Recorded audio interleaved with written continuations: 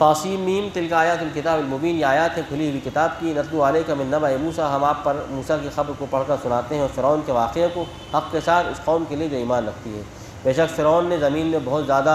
جو ہے علو اختیار کر لیا تھا، تو ہم اور اس نے جعل اہلہا شیعا، اس نے وہاں کے رہنے والوں کو الگ الگ حصوں میں تقسیم کر دیا تھا۔ ان میں سے وہ ایک جماعت کو کمزور کرتا جا رہا تھا، ان کے بیٹوں کو ذبح کرتا تھا، ان کی عورتوں کو زندہ کرتا تھا۔ بے شک وہ اس طریقے سے زمین میں فساد مچا رہا تھا۔ ہم چاہتے تھے کہ ان لوگوں پر ہم احسان کریں جن کو زمین میں دبا دیا گیا تھا، کچل دیا گیا تھا، اور ہم چاہتے تھے کہ انہی کچلے اور دبے اور مظلوم قسم کے لوگوں کو پھر اب دنیا کا ائمہ اور ان کو ہم دنیا کا وارث بنا دیا، ہم چاہتے تھے۔ تو پھر ہم نے اس کے واسطے پھر یہ تدبیر کی۔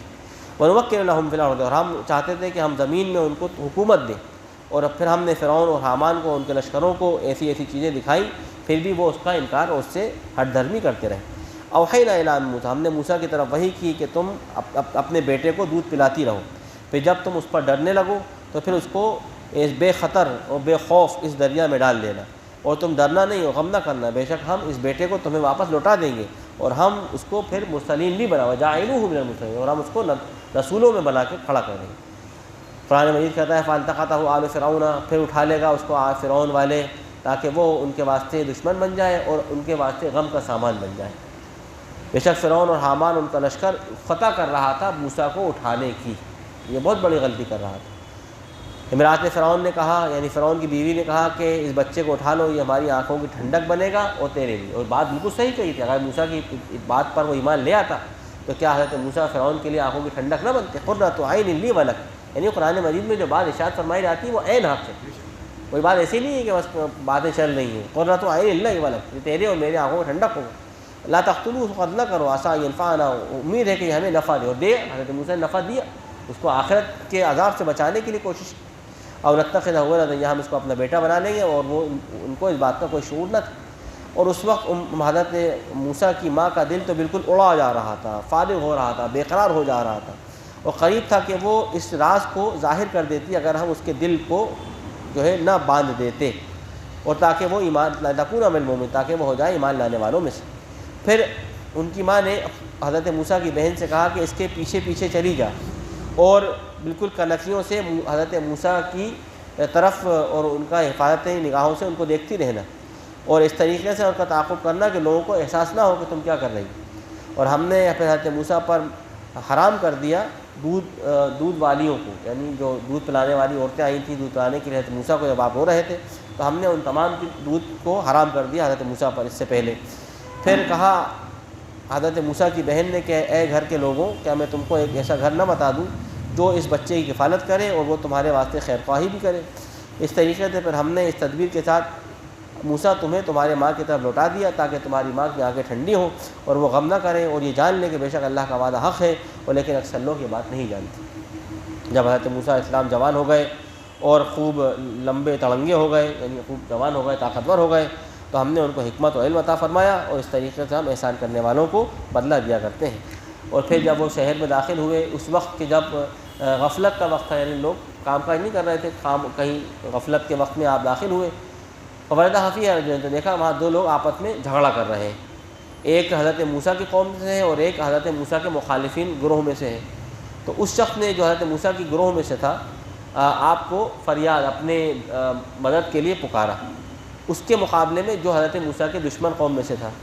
حضرت موسیٰ علیہ السلام گئے ان دونوں کو ہٹانے کے لیے، حضرت موسیٰ علیہ السلام نے ہٹانے کے لیے ایک آدمی کو ایک مکہ رسید کیا، فقد علیہ، اور اللہ تعالیٰ نے اس کو جو ہے قاضی کر دیا، مطلب وہ مکہ کیا رسید ہوا کہ وہ شخص مر گیا۔ حضرت موسیٰ نے فرمایا ھذا من عمل الشیطان، یہ شیطان کا کام، اور بے شک وہ دشمن ہے اور کھلا ہوا گمراہ کرنے والا ہے۔ حضرت موسیٰ علیہ السلام نے اللہ سے دعا کی کہ اے رب میں نے ظلم کیا اپنی جان پر، میرے گناہوں کو بخش دے۔ اللہ نے حضرت موسیٰ کے گناہوں کو بخش دیا، وہ بے شک وہ بخشنے والا ہے، رحم کرنے والا ہے۔ حضرت موسیٰ نے فرمایا ربی بما انعمت علی، اے رب کیونکہ تو نے مجھ پر انعام فرمایا، اب میں آج سے کبھی مجرموں کے لیے ان کے حق میں مددگار نہیں بنوں گا۔ پھر دیکھا فاصبح فی المدینہ خائفا یترقب، پھر وہ شہر کے اندر وحشت کی حالت میں گھومنے لگے۔ پھر موسیٰ کو شہر میں صبح ہوئی خوف اور وحشت کی حالت میں، یترقب، اور وہ یعنی مطلب نظر لگا، مطلب کہ کون پکڑ رہا ہے، وہ مطلب وہ اس طریقے سے ترقب کرتے ہوئے۔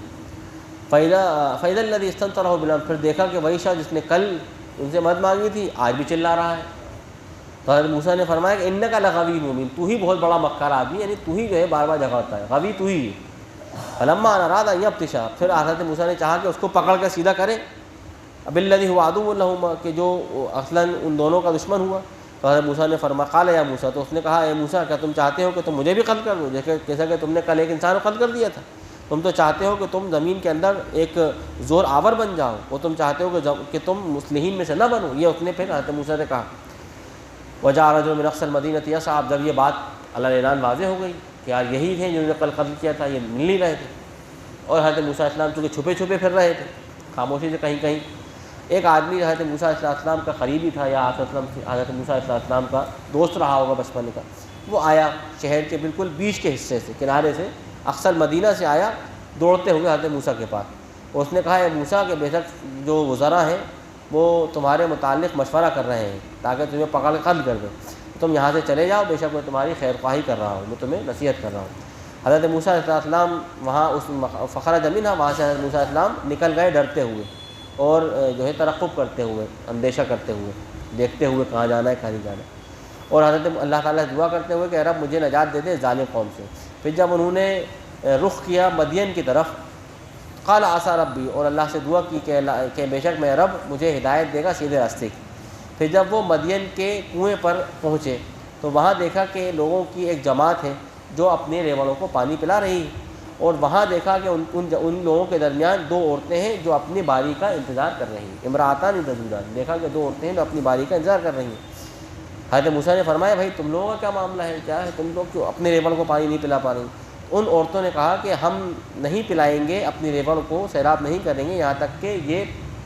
چرواہے اور یہ جانور چرانے والے اپنے چرواہوں کو، اپنے جانوروں کو پانی پلا کر چلے جائیں، اور چونکہ ہمارے باپ جو ہیں وہ بوڑھے ہیں لہٰذا یہ خدمت ہمیں کرنا پڑ رہی ہے۔ پھر آخر اللہ تعالیٰ نے فرمایا، پھر حضرت موسیٰ علیہ السلام نے ان دونوں کو پانی پلوا دی، فسقا لہما، ان دونوں کو حضرت موسیٰ علیہ السلام نے سیراب کروا دیا۔ ثم تولی الی الظل، اور پھر جا کر کے اپنے سائے میں بیٹھ گئے، اور اللہ تعالیٰ سے یہ دعا کی کہ انی لما انزلت الی من خیر فقیر، یہ انتہائی یعنی مضطر کی دعا ہے، یعنی حالت اضطرار میں جب کوئی آدمی ہوتا ہے، جب اس کے پاس کوئی سبیل نہ ہو، ہر تمام گویا اسباب منقطع ہو جائیں، اس کو کچھ سوجھ نہ پڑ رہا ہو، کچھ اس کے دماغ میں نہ آتا ہو، اس وقت خالی الذہن ہو کر کے حضرت موسیٰ علیہ السلام نے فرمایا کہ اے رب میرے کہ بے شک اس فقیر کی طرف، یعنی جو میں فقیر ہوں محتاج ہوں، اس کی طرف جو کچھ بھی خیر تو نازل کر دے بس وہی میرے لیے بہتر ہے، یعنی جو کچھ بھی جو مل جائے بس یعنی یہ نہیں تھا کہ کچھ مل جائے یہ مل جائے، یعنی جب یعنی اتنا زیادہ آدمی جب پریشان ہو جاتا ہے تو اللہ حضرت موسیٰ علیہ السلام کی یہ دعا جو ہے وہ ہم سب کو یاد کرنا چاہیے کہ رب انی بما انزلت الی من خیر فقیر، کہ اللہ تعالیٰ جو کچھ مجھے دے دے بس خیر، بس وہ میں اسی کے لیے آیا ہوں، یعنی جو کچھ بھی مجھے مل جائے بس میں تو اس لائق ہوں کہ مجھے وہی خیر بس میرے لیے۔ ہاں اے میرے پروردگار اس وقت جو نعمت بھی آپ مجھ کو بھیج دیں اس کا سخت حاجت مند، یہ حضرت موسیٰ علیہ السلام کی دعا ہے۔ فجاءت احداہما، اللہ تعالیٰ نے ان کی دعا سن لی، آئی وہ ان میں سے ایک عورت ان کے حضرت موسیٰ کی طرف چلتی ہوئی، اور انتہائی یعنی حیا کے ساتھ، انتہائی پاکدامنی کے ساتھ، انتہائی استحیا کے ساتھ، قالت، اس نے کہا کہ ان ابی یدعوک، میرے والد آپ کو بلا رہے ہیں تاکہ آپ نے جو ہمیں پانی ہمارے ریوڑوں کو پلا دیا اس کا آپ کو بدلہ دے۔ پھر جب حضرت موسیٰ ان کے والد کے پاس آئے اور اپنی پوری ماجرا ان کو کہہ کر سنایا کہ صاحب ایسا ہوا اور میں وہاں سے بھاگ کر آیا ہوں، تو انہوں نے کہا، ان بزرگ نے کہا کہ نہ ڈریے، آپ ظالم قوم سے نجات پا چکے ہیں۔ ان میں سے ایک عورت نے اپنے والد سے یہ بات کہی کہ اے ہمارے والد، آپ انہی کو اپنے ہاں یعنی نوکری پر کیوں نہیں رکھ لیتے، آپ ان کو اپنے ہاں نوکری پر کیوں نہیں رکھ لیتے؟ یقیناً اگر آپ کسی کو نوکری پر رکھنا چاہتے ہیں تو یہ طاقتور بھی ہیں، امانت دار بھی ہیں، انہی کو رکھ لیجیے۔ حضرت موسیٰ سے کہا انی ارید، اور ان کے حق پھر ان بزرگ نے حضرت موسیٰ سے کہا کہ میں چاہتا ہوں کہ اپنی ایک بیٹی سے تمہاری شادی کر دوں، ان دونوں میں سے،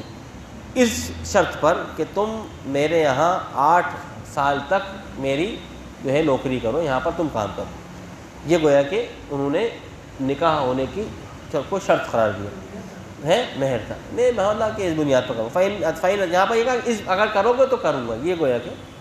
مہر نہیں ہے یہ کہ اگر تم 8 سال تک یہاں میری نوکری کرو گے تو میں ان میں سے ایک تہائی تم سے کر دوں گا، پھر اگر تم اپنی طرف سے 10 سال پورے کر دو تو یہ تمہارا اپنی طرف سے ایک احسان کا معاملہ ہے، اور میں نہیں چاہتا کہ تم پر کوئی سختی کروں، تو مجھے انشاءاللہ بڑے نیک لوگوں میں پاؤ گے۔ حضرت موسیٰ نے فرمایا ٹھیک ہے، میرے اور آپ کے درمیان یہ معاہدہ طے ہوا، جو بھی وقت میں پورا کر دوں تو پھر مجھ پر کوئی سرکشی نہیں ہوگی۔ مال متقوم نہیں ہے، وہ مہر بن سکتا ہے کیا؟ نہیں، یہ تو پھر وہ ہوگا نا کہ جیسے جو نکاح شغار ہوتا ہے، اس میں ہوتا ہے کہ تم میری بہن سے شادی کر لو، میں تمہاری بہن سے شادی کر لوں گا، اور اسی کو ہم جو ہے وہ نکاح کا مہر قرار دیتے ہیں، تو یہ نکاح شغار ہے، اللہ کے رسول نے منع فرمایا۔ سٹا بٹا نہیں، سٹا بٹا تو میں کوئی وہ نہیں ہے۔ سٹے بٹے میں شرط یہ ہے کہ بھائی میں تمہاری بہن سے شادی کرتا ہوں، تم میری بہن سے شادی کر لو، اور یہ ہم دونوں کا ایک دوسرے کی بہن سے شادی کرنا، یہی ان دونوں کا مہر ہے، یہی ان دونوں کا مہر ہے، تو یہ نکاح شغار ہے۔ اس کو اللہ کے رسول نے فرمایا کہ کتے کا ٹانگ اٹھا کر موٹنے سے تعبیر فرمایا۔ آٹا ساٹا تو یہ ہے کہ بھائی میں نے ان کی بہن سے شادی کر لی، انہوں نے میری بہن سے شادی کر لی، دونوں نے مہر دیا، تو اس میں کوئی مذائقہ نہیں ہے، یہ کوئی مذائقہ نہیں ہے۔ لیکن اگر اسی چیز کو نکاح کرنے کو شرط لا کر کے اور اس کو مہر قرار دینا، تو چونکہ اس میں تو آپ نے دونوں عورتوں کے حق تلفی کر دی، اس لیے اللہ تعالیٰ کا رسول نے منع فرمایا۔ اگر ان دونوں وقتوں میں سے چاہے میں 8 سال یا 10 سال جو بھی وقت میں پورا کر دوں گا تو مجھ پر کوئی سرکشی نہیں کی جائے گی۔ اللہ تعالیٰ ہماری اس کوئی معاہدے پر ہمارا جو ہے وہ گواہ ہے۔ حضرت موسیٰ علیہ السلام نے وہ مدت پوری کر دی اور وہ اپنے گھر والی کو لے کر چلے، تو ان کو جانب طور پر ایک آگ نظر آئی، طور کے ایک پہلو پر آپ کو ایک آگ نظر آئی۔ آپ نے اپنی گھر والی سے کہا کہ ذرا ٹھہرو، کہ مجھے ایک آگ نظر آئی ہے، تاکہ میں تمہارے پاس وہاں سے کوئی خبر دینے والے سے کوئی خبر لے آؤں، یا پھر وہاں سے آگ کا کوئی شعلہ لے آؤں، تاکہ تم اس آگ کے شعلے سے اس ٹھنڈی رات میں تپائی تو کچھ تاپ لو اپنے آپ کو، کچھ گرم کر لو۔ پھر جب حضرت موسیٰ علیہ السلام اس مقام پر پہنچے تو وہاں پر آواز لگائی دی گئی، من شاطئ الوادی الایمن فی البقعۃ المبارکۃ من الشجرۃ۔ یہ پورا یعنی اب یہاں پر اللہ تعالیٰ نے اس کو اور بہت واضح طریقے سے ارشاد فرمایا، اس کو میدان کی داہنی جانب سے جو کہ موسیٰ کی داہنی جانب تھا، اس مبارک مقام میں ایک درخت میں سے آواز آئی۔ یعنی اللہ تعالیٰ نے، اب ظاہر بات ہے کہ اللہ تعالیٰ کیونکہ جہد سے ماورا ہے، وہ ڈائمنشن میں نہیں ہے نا، اب بہت زیادہ اس کی جہد کو بالکل واضح کرنے کے لیے اللہ تعالیٰ نے اس کو اتنے لمبے جملے میں اس سے اعجاز کے ساتھ من شاطئ الوادی الایمن فی البقعۃ المبارکۃ من الشجرۃ اے یا موسیٰ، اس طریقے سے اللہ تعالیٰ کی طرف سے آواز آئی۔ یعنی ایسا نہیں تھا کہ اللہ تعالیٰ گویا کہ وہاں کہیں بیٹھا ہوا تھا، بلکہ اللہ تعالیٰ کی وہ ٹرانسینڈنٹ ہے، ماورا ہے، وہ اس میں حلول نہیں کر گیا۔ اس طریقے سے بتایا کہ بھائی اس برف میں اس طریقے سے اللہ تعالیٰ کی طرف سے آواز آئی کہ اے موسیٰ میں اللہ ہوں اور تمام جہان کا رب، اور میں تجھ سے کہتا ہوں کہ اپنے عصا کو ڈال۔ فلما رآہا، جب دیکھا کہ آپ نے اپنے اس عصا کو کہ وہ جو ہے پھڑپھڑا رہا ہے، کانہا جان، گویا کہ وہ تیز سانپ کی طرح ہو گیا ہے، تو آپ یہ دیکھ کر بھاگ کھڑے ہوئے اور آپ نے پیچھے مڑ کر دیکھنے کی بھی ہمت نہ کی۔ حضرت موسیٰ سے کہا اللہ تعالیٰ نے کہ اپنے اس عصا کو اٹھا لو اور ڈرو نہیں، بے شک تم میرے پاس امن کے ساتھ ہو، انک من الآمنین۔ اپنے ہاتھ کو اپنے گریبان میں ڈالو، جو نکلے گا بغیر کسی بیماری کے بالکل سفید، اور اپنے دونوں وضم الیک جناحک، اور اپنے دونوں ہاتھوں کو جو ہے وہ اپنے گریبان کے اندر بدستور یعنی اس طریقے سے تم اپنے رہب یعنی اس خوف سے ملا لو، فذلک برہانان، اس طریقے سے تم اپنے دونوں ہاتھوں کو اس طریقے سے ملا لو۔ یہ دونوں کھلی ہوئی دلیلیں ہیں تمہارے رب کی طرف سے فرعون کے لیے اور اس کے وزراء کے لیے کہ بے شک وہ لوگ حد سے گزر جانے والے ہیں۔ حضرت موسیٰ نے کہا کہ اے رب، میں نے ان میں سے ایک وہاں ایک آدمی کا میرے ہاتھ سے خون ہو گیا تھا، تو مجھے ڈر ہے کہ کہیں وہ مجھے اس کے بدلے میں قتل نہ کر دے، اور میرا بھائی ہارون جو ہے وہ مجھ سے زیادہ زبان میں طاقت رکھتا ہے، نہیں وہ اچھے سے مجھ سے زیادہ بات کر سکتا ہے، تو میرے ساتھ اس کو بھیج دیجئے ردن، یعنی میری طرف سے کہ وہ میری تصدیق بھی کرے، میری معاونت بھی کرے اور میرے وزیر بھی بنے۔ انی اخاف ان یکذبون، تو مجھے ڈر ہے کہ کہیں فرعون اور اس کے ماننے والے مجھے جھٹلا نہ دیں۔ اللہ نے فرمایا کہ میں تیرے عضد کو یعنی تیری باہ کو تیرے بھائی سے مضبوط کر دوں گا، یعنی میں تجھے تیرے بھائی سے بہت مضبوطی دے دوں گا، تیرے بھائی کو تیرا ایک وزیر بنا دوں گا، ایک تیرا معاون بنا دوں گا، اور تم دونوں کے واسطے اللہ تعالیٰ کی طرف سے ایک سلطان، ایک دلیل ہوگی، تو اس کی نتیجہ یہ ہوگا کہ یہ لوگ تمہارا کچھ نہ بگاڑ پائیں گے، فلا یصلون الیکما، تو وہ تمہارا کچھ نہ بگاڑ پائیں گے۔ ہماری آیات کو لے کر تم جاؤ، اور جو کچھ ومن تبعکم الغالب، ہو دیکھو تم اور تمہارے پیچھے جو لوگ بھی پیروی کریں گے وہی لوگ اصلاً غالب آ جائیں گے۔ پھر جب حضرت موسیٰ فرعون کی قوم کے پاس اپنی کھلی ہوئی آیات لے کر آئے تو وہ لوگ کہنے لگے کہ یہ جادوگر ہے، مفترا، یہ ایک جادو ہے بنایا ہوا، وما سمعنا بہذا فی آبائنا الاولین، اور ہم نے نہیں سنا ایسی باتیں ہماری پرانے آباء و اجداد سے۔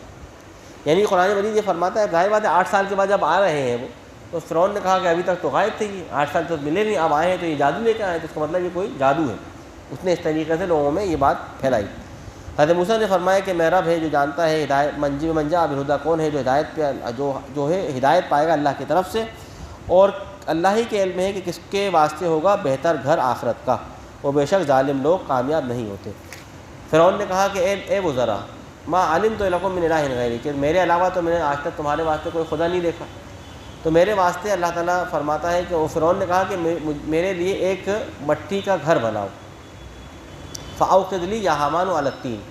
یعنی میرے واسطے اے حامان مٹی کے اوپر آگ جلاؤ، یعنی ایک اینٹیں جلا کر پکی اینٹوں سے گھر بناؤ، اور فاجعل لی سرحن، اور پھر بنا دو اس سے میرے لیے، تعمیر کر دو میرے واسطے اس سے ایک محل، تاکہ میں مطلع ہو سکوں موسیٰ کے خدا پر، یعنی میں اس پر چڑھوں اور اوپر سے دیکھوں کہ موسیٰ کا خدا کہاں ہے، یعنی اوپر چڑھ کے آدمی دیکھتا ہے نا کون کہاں چھپا ہوا ہے، ذرا دیکھوں جھانک کر کے موسیٰ کا خدا کہاں چھپا ہوا ہے، اس نے اس طریقے سے یہ بات کہی۔ اور ہاں وَإِنِّي لَأَظُنُّهُ مِنَ الْكَاذِبِينَ، مجھے یقین ہے کہ وہ جھوٹوں، اور مجھے گمان ہے کہ وہ جھوٹ بول رہا ہے۔ قرآن فرماتا ہے کہ فرعون نے تکبر کیا اور اس کے لشکر نے زمین کے اندر جس کا ان کو کوئی حق نہ پہنچتا تھا، اور ان لوگوں نے یہ گمان کر لیا تھا کہ وہ ہماری طرف نہیں لوٹائے جائیں گے، پھر دیکھو ہم نے ان کو پکڑ لیا ان کے لشکروں کو، اور ہم نے ان کو لے آ کر کے دریا میں پھینک دیا، اور دیکھو کس طریقے سے ہم ظالموں کو سزا دیا کرتے ہیں، اور ہم نے ان کو ائمہ بنا دیا، یعنی ہم نے ان فرعون اور فرعون کے ماننے والوں کو گویا کہ تمام لوگوں کا امام بنا دیا، جو لوگوں کو جہنم کی طرف پکار رہے ہیں، اور روز قیامت ان کی مدد نہ کی جائے گی، اور پھر ہم نے ان کو اس دنیا کے اندر بھی لعنت میں ڈال دیا، اور روز قیامت بھی وہ لعنت میں شامل رہیں گے، اور وہ ہو جائیں گے بدحال لوگوں میں سے۔ اور ہم نے موسیٰ کو کتاب عطا فرمائی اس کے بعد، اور ہم نے من بعد ما اہلکنا القرون الاولی، جبکہ ہم نے اس سے پہلے کئی بستیاں تباہ کر دی تھیں، اور یہ تمام باتیں لوگوں کے لیے دلیل اور ہوش مندی کے لیے ہیں، اور ہدایت ہے اور رحمت ہے، تاکہ وہ لوگ نصیحت اختیار کریں۔ اور آپ اے محمد اس وقت نہیں تھے کہ جب حضرت موسیٰ علیہ السلام مغربی جانب میں تھے، کہ جب ہم نے فیصلہ کیا تھا موسیٰ کی طرف ایک معاملے میں، وما كنت من الشاہدین، اور آپ اس وقت بھی موجود نہیں تھے کہ جب آپ گواہ نہیں تھے کہ جب اللہ تعالیٰ ان کو اس وحی سے نواز رہا تھا، لیکن ہم نے ان کے بعد پھر بہت ساری قرون، بہت ساری نسلیں پیدا کی، پھر فتطاول علیہم العمر، پھر ایک عمر کا ایک لمبا وقت گزر گیا، اور آپ اس وقت بھی وہاں قیام پذیر نہ تھے کہ جب وہ لوگ جب آپ حضرت موسیٰ اہل مدین میں تھے، تتلو علیہم آیاتنا، کہ آپ پڑھ کر سنا رہے ہیں وہاں کی باتیں ان مشرکین کو، ولیکن کننا مرسلین، لیکن ہم ہی ہیں جو رسولوں کو بھیجنے والے ہیں۔ اور آپ اس وقت بھی نہ تھے جب حضرت موسیٰ کوہ طور کے جانب میں تھے، جب اس وقت ہم نے ان کو پکارا تھا، لیکن یہ تیرے رب کی رحمت ہے تاکہ آپ اس قوم کو جن پر ابھی تک کوئی ڈرانے والا نہیں آیا تھا، آپ ان کو ڈرائیں، لعلہم یتذکرون، شاید کہ وہ نصیحت اختیار کر لیں۔ ولولا ان تصیبہم مصیبہ، کیوں نہیں ان کو پہنچتی کوئی مصیبت جو ان کے اپنے ہاتھوں کی کمائی ہے، تو یہ کہنے لگے اس وقت کہ اے رب تو نہیں بھیجا ہماری طرف تو نے کوئی رسول، یعنی اللہ تعالیٰ فرماتا ہے کہ اگر کوئی مصیبت ان کو پہنچ جائے ان کے ہاتھوں کی کمائی کے نتیجے میں، ان کے اپنی نافرمانی کے نتیجے میں، تو یہ اس وقت اللہ تعالیٰ کے سامنے اعتراض کرتے ہوئے کہیں گے کہ تو اللہ تعالیٰ آپ نے ہماری ہدایت کے لیے کوئی رسول ہی نہیں بھیجا تھا، اگر آپ کوئی رسول بھیجتے تو ہم آپ کی آیات کی اتباع کر لیتے اور ہم بھی مومن بن جاتے، ہم نے اس لیے آپ کو بھیجا تاکہ ان کا کوئی حجت باقی نہ رہے۔ جب ان پر حق آ چکا ہماری طرف سے تو یہ کہتے ہیں کہ اے محمد آپ کو کیوں نہیں دیا گیا، یا آپ کو وہ معجزات کیوں نہیں دیے گئے جیسا کہ موسیٰ کو دیے گئے تھے؟ تو اللہ تعالیٰ فرماتا ہے کیا نہیں انکار کیا تھا ہر اس معجزے کا جو موسیٰ کو دیا گیا تھا اس سے پہلے؟ حضرت موسیٰ کے اتنے معجزے تھے، کیا اس کا انکار نہیں کیا ان کے لوگوں نے؟ اور یہ نہیں کہا تھا ان لوگوں نے کہ یہ دونوں جادوگر ہیں جو غالب آنا چاہتے ہیں؟ وقالوا انا بکل کافرون، اور کیا ان لوگوں نے نہیں کہا تھا کہ ہم موسیٰ اور اس کے تمام ہی ان باتوں کا انکار کر رہے ہیں؟ قل فاتوا بکتاب اللہ، تو ان سے کہہ دیجیے کہ اے لوگوں تم اللہ کی کتاب من عند اللہ، کہ تم لے آؤ اللہ کی طرف سے کوئی کتاب جو اس سے زیادہ ہدایت پر ہو ان دونوں میں سے، یعنی قرآن اور زبور تورات سے زیادہ اگر کوئی تمہارے پاس کتاب ہے جو اللہ کی طرف سے ہے اور ہدایت دیتی ہے تو میں اس کی اتباع کر لیتا ہوں، مجھے تو اللہ کی اتباع کرنا ہے۔ اگر تمہارے پاس کوئی کتاب ہے جو قرآن اور تورات سے زیادہ ہدایت دینے والی اللہ کی طرف سے تو مجھے تو اللہ کی کتاب اتباع کرنا ہے، میں اس کی اتباع کر لیتا ہوں، ان کنتم صادقین، اگر تم سچے ہو۔ فإن لم يستجیبوا لک، اگر یہ آپ کی اس دعوے کو پورا نہ کر سکیں تو جان لیجیے کہ بے شک وہ اپنی خواہشات کی پیروی کر رہے ہیں، اور اس سے بڑا گمراہ کون ہے جو اپنی خواہشات کی پیروی کرے بغیر کسی علم کے، بغیر کسی ہدایت کے اللہ کی طرف سے۔ بے شک اللہ تعالیٰ ظالم قوم کو ہدایت نہیں دیتا، اور بے شک ہم نے ان کی اس بات کو وَلَقَدْ وَصَّلْنَا لَهُمُ الْقُرْآنَ، ہم ان کو ہدایت کے لیے برابر پے در پہ وقتاً فوقتاً یہ بات نازل کرتے رہتے ہیں تاکہ وہ نصیحت اختیار کریں۔ یہ وہ لوگ ہیں جن کو ہم نے کتاب عطا فرمائی اس سے پہلے، اور پھر وہ ہم بھی یؤمنون، یہی لوگ پھر اس پر ایمان لے آئیں گے کہ جب ان پر ہماری آیت پڑھ کر سنائی جاتی ہیں، یعنی مومین کا تذکرہ آ رہا ہے کہ مومین وہ ہیں کہ جب ان کو کتابیں دی گئی ہیں کہ جب وہ ان پر پڑھ کر سنائی جاتی ہیں تو اس پر ایمان لے آتے ہیں، اور وہ کہتے ہیں کہ ہم اللہ پر ایمان لائے کہ بے شک وہ حق ہے اپنے رب کی طرف سے، اور بے شک ہم اس سے پہلے بھی مسلمان تھے۔ یعنی یہ اہل کتاب میں سے ایسے لوگ ہیں جو پہلے بھی مسلمان تھے، اور اب جب ان پر یہ نیا صحیفہ قرآن مجید نازل ہوتا ہے تو اس پر بھی ایمان لے آتے ہیں، تو اس اعتبار سے ان کو 2 مرتبہ اجر ہے۔ اولئک یؤتون اجرہم مرتین، یہ وہ لوگ ہیں جن کو دوہرا اجر اللہ تعالیٰ کے ہاں دیا جائے گا ان کی ثابت قدمی کے نتیجے میں، اور یہ کہ وہ اچھائی سے برائیوں کو دور کرتے رہے، اور جو ہم نے ان کو رزق دیا تھا اس میں سے انفاق کرتے رہے۔ اور یہ وہ لوگ جب یہ کسی لغو بات کو سنتے ہیں تو اعراض کرتے ہیں اس سے، اور یہ کہتے ہیں کہ ہمارے لیے ہمارے اعمال کافی ہیں، اور تمہارے واسطے تمہارے اعمال ہیں، تم پر سلام علیکم، تم سے ہمارا یعنی سلام، بھائی آپ پر سلامتی ہو، لا نبتغی الجاہلین، ہم جاہلوں سے الجھنا نہیں چاہتے، ہم بے شک آئے محمد آپ ہدایت نہیں دے سکتے جس کو آپ چاہیں، لیکن اللہ تعالیٰ جس کو چاہتا ہے ہدایت دے گا، اللہ تعالیٰ جانتا ہے ہدایت اختیار کرنے والوں کو۔ اور یہ کہتے ہیں کہ اگر ہم اے محمد تمہاری اتباع کر لیں، تمہاری اس ہدایت کی اتباع کر لیں تمہارے ساتھ، نتخطف من ارضنا، تو ہمارے زمین سے ہمیں اچک لیا جائے گا، یعنی اگر آپ کی بات مان لیں گے تو پھر تو ہمارا معاملہ ختم ہو جائے گا۔ یہ جو پورا ہمارا دوران چل رہا ہے، یہ پوری جو ہماری سیاست چل رہی ہے، اور جو کچھ جو فوائد ہمارے ہیں یہ تب ہمارے ہاتھ سے نکل جائیں گے، نتخطف منها، ہم اپنے زمین سے ہی اچک لیے جائیں گے۔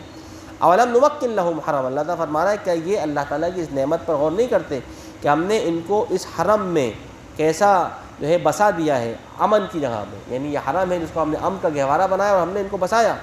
اور اللہ تعالیٰ کا اس نعمت پر غور نہیں کرتے کہ ہر قسم کے ثمرات ان پر کھینچ کر لائے جاتے ہیں ان کے رزق کے واسطے ہماری طرف سے، یعنی اللہ کا فضل ہے کہ اللہ تعالیٰ اپنے فضل سے دنیا کے تمام ثمرات جو ہیں ان کے رزق کے طور پر لے آتا ہے، لیکن ان میں سے اکثر لوگ یہ بات نہیں جانتے، اور ہم نے ان سے پہلے کتنی بستیاں ہلاک کر دی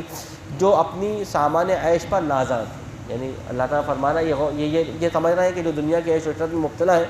یہ عیش و عشرت کی زندگی بس زندگی ہے، یہ حق اور باطل کو سمجھنا نہیں چاہ رہے ہیں، حق کی پیروی کرنا نہیں چاہ رہے ہیں، باطل کو نکارنا نہیں چاہ رہے ہیں۔ اللہ تعالیٰ فرما رہا ہے کہ ہم نے ان سے پہلے کتنی بستیاں تھیں جب وہ اپنی عیش و عشرت پر بالکل جو ہے وہ نازاں ہو گئے، اور انتہائی زیادہ وہ اس پر جو ہے وہ فرحاں ہو گئے، تو پھر دیکھو ہم نے ان کی بستیوں کا کیا کیا کہ ہم نے ان کو اینٹ سے اینٹ بجا دی کہ اب ان کے بعد ان میں کوئی بسنے والا نہ رہا مگر تھوڑے لوگ۔ یعنی اللہ تعالیٰ فرماتا ہے کہ اگر کوئی قوم اپنی معیشت پر ایسی طرح جائے کہ وہ اللہ تعالیٰ کی اس حق اور باطل کو پہچاننے سے اس کی نگاہیں خیرہ ہو جائیں، تو اللہ تعالیٰ پھر اس معیشت کو تباہ کر دیتا ہے، جیسا کہ اس وقت ہو رہا ہے۔ کہ اس لیے جو پورے عرب لیگز تھے، یہ پورے عربین کنٹریز تھے، یہ سمجھ رہے ہیں کہ ہمیں تو بہت ساری معیشت، ہر چیز ہم بنا چکے، اب اللہ تعالیٰ کی طرف سے ان کی معیشت کو تباہ کر دیا گیا۔ وَكُنَّا نَحْنُ الْوَارِثُونَ، اور ہم ہی جو ہیں وہ وارث ہیں۔ اور بے شک آپ کے رب کسی بستی کو یوں ہی ہلاک نہیں کر دیتا جب تک کہ اللہ تعالیٰ اس بستی کی ہدایت کے لیے ان کے اندر ایک رسول نہ بھیج دے جو ان پر ہماری آیت کو پڑھ کر سنائے، اور ہم کسی بستی کو یوں ہی ہلاک نہیں کر دیا کرتے مگر یہ کہ وہاں کے لوگ جب تک ظالم نہ ہو جائیں۔ یہ اللہ کی سنت ہے۔ وَمَا أُوتِيتُم مِّن شَيْءٍ فَمَتَاعُ الْحَيَاةِ الدُّنْيَا، اور جو کچھ تمہیں دیا گیا ہے بس دنیا کی زندگی تو ایک سامان ہے اور ایک زینت ہے اس کی، اور جو کچھ اللہ تعالیٰ کے پاس ہے وہ بہتر ہے اور باقی رہنے والا ہے۔ کیا تم لوگ سمجھ نہیں رکھتے؟ أَفَمَنْ وَعَدْنَاهُ وَعْدًا، کیا بھلا وہ شخص جس سے ہم نے اچھا وعدہ کیا ہو اور وہ وعدے کے مطابق اس کے ساتھ فیصلہ بھی کیا جانے والا ہو، برابر ہو سکتا ہے کہ جس کو ہم نے دنیا کی زندگی میں کچھ فائدے پہنچا دیے ہوں اور پھر وہ روز قیامت پکڑ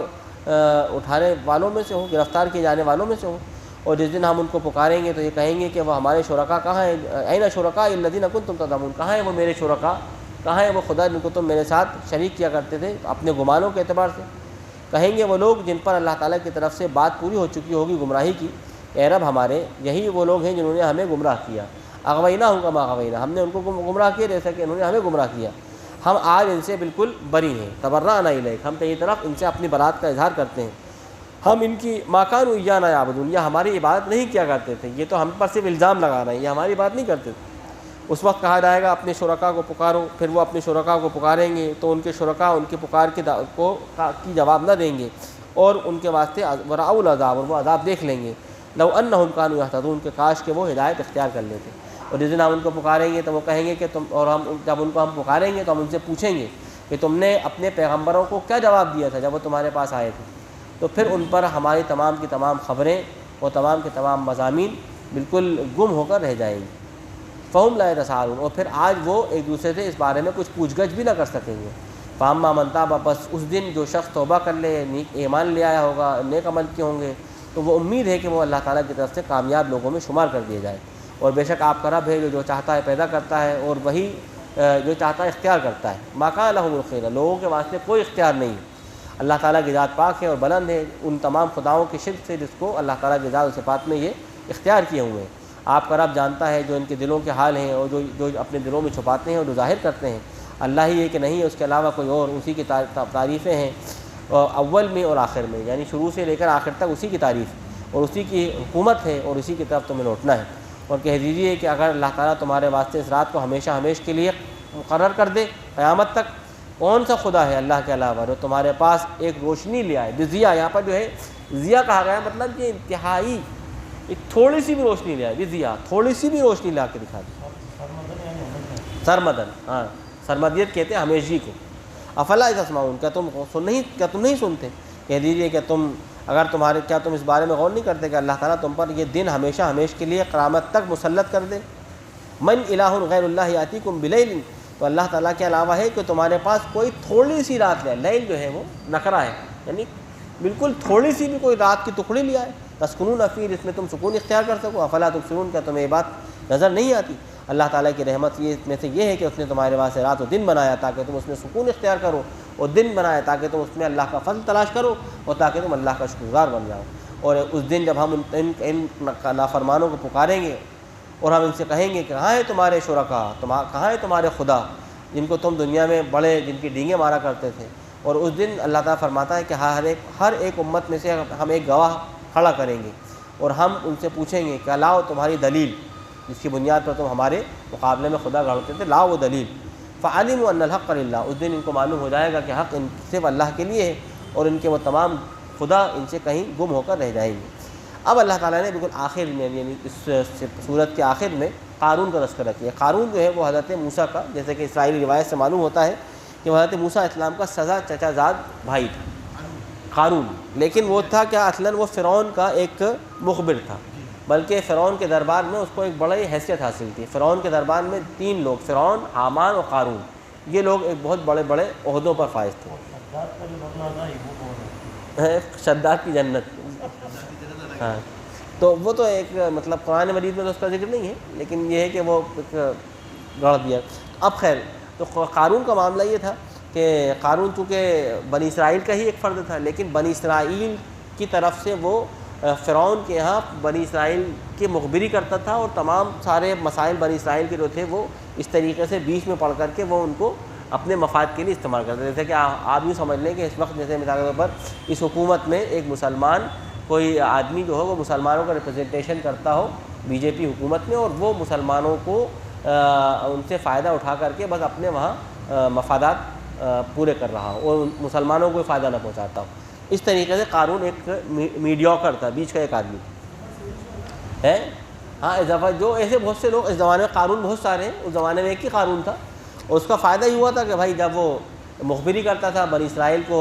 فرعون کو طرح طرح سے بتاتا کہ اس طریقے سے ان کو مارو، اس طریقے سے ان کو ذلیل کرو، اس طریقے سے ان پر قائم رہو، تو وہ فرعون کی طرف سے بہت مال و متاع بھی اس کو فائدہ پہنچتا تھا، بہت سارے فائدے ہوتے تھے، اس وجہ سے اس کے بعد بہت سارے خزانے ہو گئے۔ تو قرآن فرماتا ہے کہ ان قارون کان من قوم موسیٰ فبغى علیہم، اس نے ان کے مقابلے میں بغاوت کی، تو ہم نے اس کو بہت سارے خزانے دے، وآتیناہ من الکنوز، ہم نے اس کو دے دیے تھے بہت سارے خزانے، ایسے خزانے مال ایسے کہ ان مفاتحہ لتنوء بالعصبہ،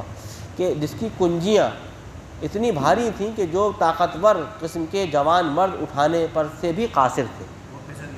اصلاً یہاں پر آپ یہ تصور نہیں کریں جیسے کہ ایک تالا ہو، اس کی کنجی ہے وہ اتنی سی ہوتی ہے، اس کو اتنی ساری کنجیاں تھیں کہ وہ بالکل ٹنوں ہو گئی تھیں کہ آدمی اس کو اٹھا نہیں پا رہا تھا۔ اصلاً اس زمانے میں جو خزانوں کی حفاظت کرنے کے لیے جو بڑے بڑے دروازے لگائے جاتے تھے، ان دروازوں کے اوپر جو اتنے بڑے بڑے لوہے لگائے جاتے ہیں ان کو بند کرنے کے لیے،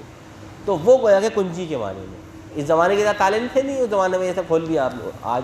آپ نے دیکھا ہوگا کہ بڑے بڑے دروازے ہیں، ان کو بند کرنے کے لیے ایسی آڑے لگائے جاتے ہیں بڑے بڑے لوہے کے، تو اس کو یہاں پر کنجوں سے تعبیر فرمایا، تو اتنے زیادہ بھاری ہوتے تھے کہ ان کو بڑے بڑے طاقتور لوگوں کو اٹھانا اس کو مشکل پیش آتی تھی۔ اس قال له قومه، جب اس کی قوم نے قارون سے کہا کہ دیکھو تم ایسی جو ہے عیاشیاں مت کرو، لا تفرح، ایسے اتراؤ مت، بے شک اللہ تعالیٰ اترانے والوں کو پسند نہیں کرتا۔ اور دیکھو جو اللہ نے تمہیں دیا ہے یہ مال دولت، اس سے اللہ کی رضا اور اس کا اللہ کی خوشنودی حاصل کرو اور آخرت کا گھر چاہو، اور اپنے جو تمہیں اللہ نے تمہارا حصہ رکھا ہے دنیا میں اس کو بھی فراموش نہ کرو، جو تم چاہے اس سے بھی تم بھی فائدہ اٹھاؤ۔ وَأَحْسِنْ كَمَا أَحْسَنَ اللَّهُ إِلَيْكَ، اور خیر کا کام کرو جیسے کہ اللہ نے تمہارے لیے خیر کا کام کیا ہے،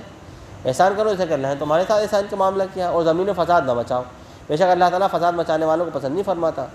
تو پھر قارون نے کہا کہ مجھے تو یہ اپنے ہنر مندی سے دیا گیا ہے، یعنی میں نے اپنے ہنر لگایا، اپنا علم لگایا، اپنی پوری قوت سے یہ سب کچھ مجھے ملا ہے، اس میں اللہ تعالیٰ کا کوئی حصہ نہیں۔ اور ابھی عالم کیا وہ نہیں جانتا کہ بے شک اللہ تعالیٰ نے ہلاک کر دیا اس سے پہلے کتنی ہی بستیوں کو، جبکہ وہ اس سے زیادہ طاقتور تھیں، اس سے زیادہ وہ ان کے پاس قوتیں اور مجتمع تھی۔ وَلَا يُسْأَلُ عَنْ ذُنُوبِهِمْ الْمُجْرِمُونَ، اور ان مجرموں کے گناہوں کے بارے میں کسی سے سوال نہیں کیا جائے گا۔ آخر قرآن فرماتا ہے کہ پھر وہ اپنی قوم میں اپنی آرائش اور ساز و سامان سے نکلا، اپنی قوم پر اس کا خروج ہوا بڑی زینت کے ساتھ۔ تو وہ لوگ جو دنیا کی زندگی کے خواہش مند تھے اس کو دیکھ کر کہنے لگے کاش کہ ہمارے پاس بھی قارون کی طرح خزانہ ہوتا، کاش کہ ہمارے پاس بھی ایسا ہی، ہمیں بھی اللہ تعالیٰ ایسا ہی دیتا جیسے قارون کو دیا گیا ہے، یہ تو بڑا قسمت والا ہے، بڑا نصیب والا ہے۔ اور وہ لوگ جن کو علم دیا گیا تھا وہ کہنے لگے کہ اے لوگوں تمہاری تباہی ہو، اللہ کا طرف سے دیا گیا جو چیز ہے وہ بہتر ہے، ثواب اللہ کا ثواب بہتر ہے اس شخص کے لیے جو ایمان لے آئے، نیک عمل کرے، ولا یلقاها الا الصابرون، اور یہ یعنی یہ عقل کی بات نہیں پہنچتی یا نہیں ملتی مگر انہی لوگوں کو جو نیک صبر کرنے والے ہیں۔ قرآن فرماتا ہے کہ پھر ہم نے قارون کو اور جو کچھ اس کا گھر تھا زمین میں دھسا دیا، فسقمنا به، اور اس کے تمام یعنی زینت اور تمام اس کے خزانے کے ساتھ اس کو ہم نے اس کے گھر میں دھسا دیا۔ فما کان له من فئة، تو کوئی نہیں تھا، کوئی ایک بھی گروہ ایسا نہ تھا جو اس کی مدد کے لیے آتا آگے اللہ کے علاوہ، اور نہیں ہوا پھر آخرکار وہ مدد کیے جانے والوں میں سے۔ اور پھر وہ لوگ جو کل تک اس کے مقام و مرتبے کی تمنا کر رہے تھے کہ یار ہمیں بھی یہ مقام مرتبہ مل جائے، ہمارا بھی کچھ ہو جائے، وہ کہنے لگے کہ اللہ کا بڑا جو ہے وہی کا اللہ کا بڑا احسان ہے کہ یقیناً وہی کا اللہ کہ تباہی ہو، بے شک اللہ تعالیٰ رزق میں جس کو چاہتا ہے کشادگی دیتا ہے اپنے بندوں میں سے، اور جس کو چاہتا ہے وہ اس کے واسطے مقدر کر دیتا ہے۔ لولا، اگر اللہ تعالیٰ کا ہم پر احسان نہ ہوتا تو اللہ تعالیٰ بھی ہمیں اس کے ساتھ اسی طریقے سے زمین میں دھسا چکا ہوتا۔ وہی کا ہائے بے شک کہ یہ کافر کبھی فلاح نہیں پاتا۔ یہ ہے آخرت کا گھر جس کو ہم ان لوگوں کے لیے خاص طور پر مقرر کر دیتے ہیں جو لوگ زمین کے اندر نہ تو علو چاہتے ہیں، نہ زمین میں کوئی تکبر چاہتے ہیں، اور نہ ہی زمین میں فساد مچانا چاہتے ہیں، ہم ان کو اللہ تعالیٰ فرماتا آخرت میں گھر دیتے ہیں، اور یقیناً نتیجہ متقین کے لیے ہے۔ جو خیر خواہ جو اچھا کر کے آئے گا تو اس کے لیے بہتر اجر ہے، اور جو برائی کر کے آئے گا تو اس کو نہیں بدلہ دیا جائے گا بجز اس کے برائیوں کے بقدر، مگر وہ لوگ وہی الا ما کانوا یعملون، بجز اس کے جو وہ کر رہے ہیں۔ یقیناً اللہ تعالیٰ نے آپ پر یہ قرآن مجید ان الذین فرض علیک القرآن لرادوک الی معاد، جس خدا نے آپ پر قرآن کے احکام پر عمل کرنا، اس کی تبلیغ کرنا فرض کیا ہے، وہی آپ کو آخر اس اصل وطن یعنی مکہ میں لوٹا کر لے جائے گا۔ رادوک الی معاد، یا آپ کے اصلی وطن یعنی مکہ میں پھر پہنچائے گا۔ قل ربی اعلم، یہاں پر ترجمہ اشرف علی صاحب سامنے نہیں کیا، یعنی اللہ تعالیٰ آپ کو اس مقام مرتبے پر واپس پہنچا دے گا۔ قل ربی اعلم من جاء بالہدی، کہہ دیجیے کہ میرا رب خوب جانتا ہے ہدایت۔ قل ربی اعلم، کہہ دیجیے کہ میرا رب جانتا ہے من جاء بالہدی ومن هو فی ضلال مبین، کون ہے جو ہدایت لے کر آیا ہے، کون ہے جو کھلی گمراہی میں ہے۔ اور آپ کو امید نہ تھی ان یلقی الیک الکتاب، کہ اللہ تعالیٰ کی طرف سے آپ پر کوئی کتاب نازل کی، آپ کو کیا معلوم تھا کہ آپ پر اللہ تعالیٰ کی طرف سے کوئی کتاب نازل کی جائے گی، یہ تو صرف رحمت ہے تیرے رب کی طرف سے۔ فلا تکونن ظہیرا للکافرین، تو آپ کافروں کے واسطے ایک ظہیر نہ بن جائے، ان کا ایک مؤید، ان کے تائید کرنے والے نہ بن جائیے۔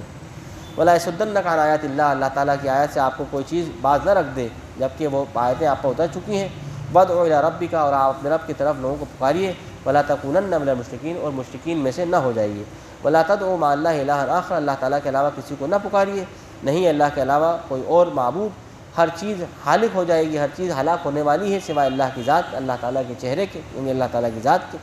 لہ الحکم، اسی کی آخرکار حکومت ہے، وإلیہ ترجعون، اسی کی طرف تم سب کو آخرکار لوٹنا ہے۔ یہاں پر سورہ القصص اپنے ختام کو پہنچتی ہے، اور اسی پر یہ 20ویں پارے کا